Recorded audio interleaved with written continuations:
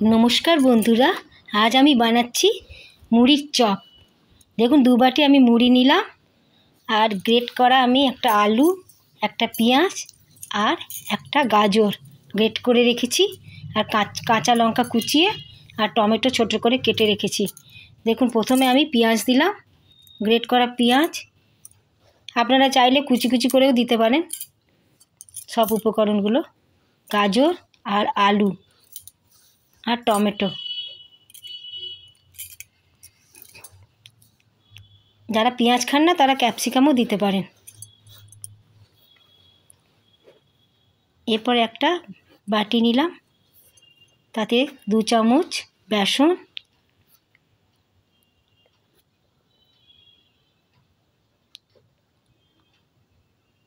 হলুদ গুঁড়ো, জিরে গুঁড়ো,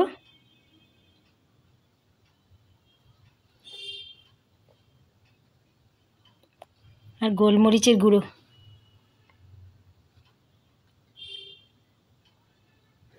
কাশ্মীরি লাল লঙ্কার গুঁড়ো,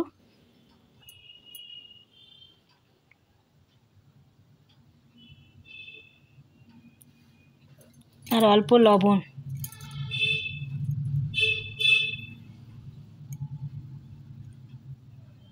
সব উপকরণগুলো আমি মিশিয়ে নেব।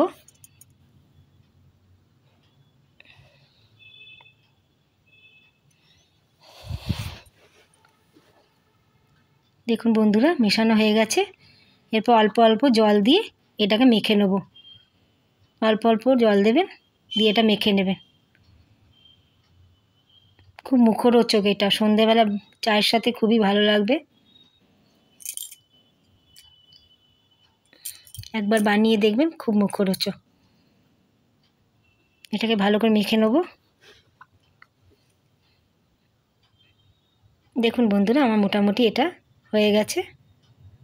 এরপর আমি এটা মুড়ির মধ্যে ঢেলে দেবো।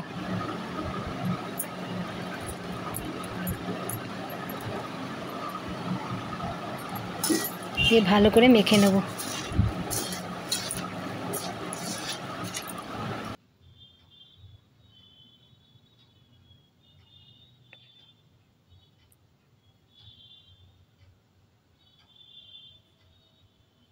এরপর মাখা হয়ে গেলে একটা ম্যাগি মশলা দিয়ে দেবেন, বা চাউর মশলাও দিতে পারেন, ম্যাগি মশলাও দিতে পারেন।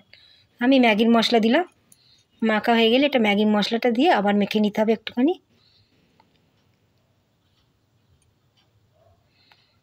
এবার একটা ফ্রাই প্যান বসালাম, খুব অল্প তেলে হয় এটা।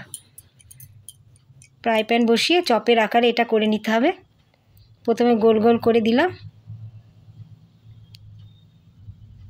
এটা সবথেকে মজার জিনিস কি, অল্প তেলে হয়।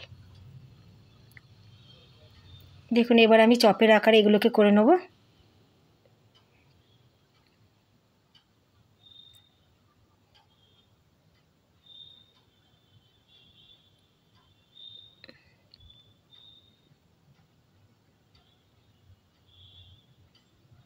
দেখুন বন্ধুরা, চপের আকারের মতো হয়ে গেছে।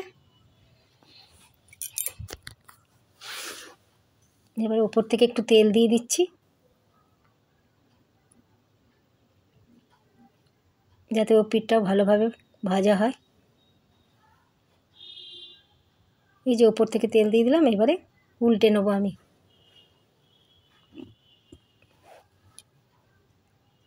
এক পিঠ ভাজা হয়ে গেছে, দেখুন ভালোভাবে ভাজা হয়ে গেছে। একবার বানিয়ে দেখবেন বন্ধুরা, দারুণ হবে। আর ভালো লাগলে আমার চ্যানেলটাকে সাবস্ক্রাইব করে দেবেন।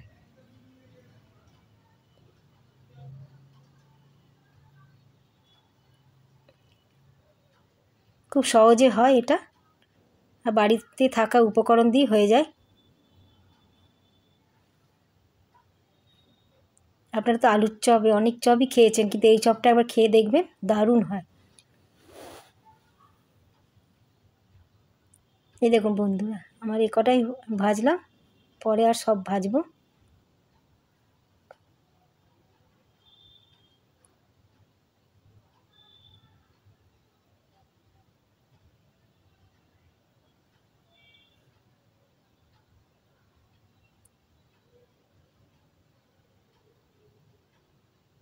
দেখুন আমার কমপ্লিট হয়ে গেছে মুড়ির চপ। আপনারা একবার বানিয়ে দেখবেন।